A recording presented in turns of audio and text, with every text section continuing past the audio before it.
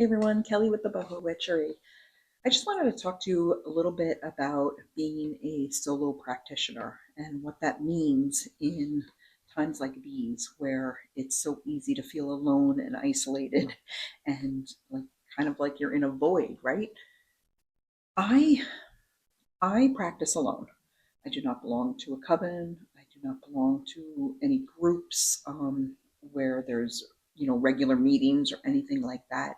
I don't answer to anybody. I don't check in with anybody. I do what I do on my own. Now, that does not mean that I don't recognize the importance of connection and community with other people. I still have a family. I am still part of a neighborhood. I still live in a town. And that town is part of a state, part of a country, part of the global collective. So it's really important right now that if you are feeling alone and isolated and like you just don't know what to do, you're like right on the edge of that panicky fear. I have felt that too. You're right on the edge of it. It's important to remember there's community out there for you. There are people out there for you. Just need to find them. And that may mean like stretching your comfort zone a little bit, maybe reaching out to a neighbor and just agreeing to check in on each other once a week.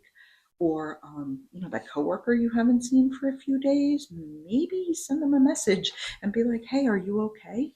It's making those initial connections. Because once you've connected with other people, that's what starts to form the community, right?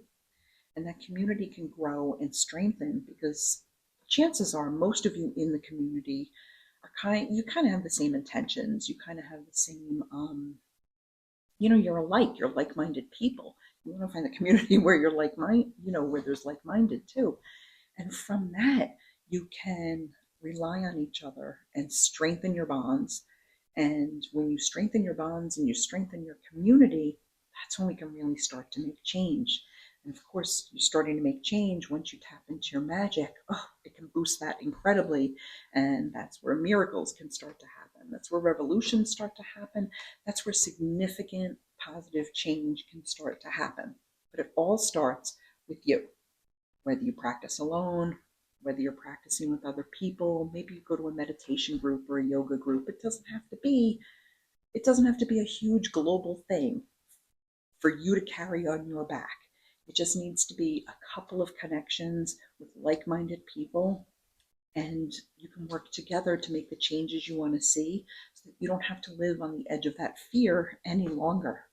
Okay? We create the world that we want. We're going to co-create it with the universe, and we're going to do it together.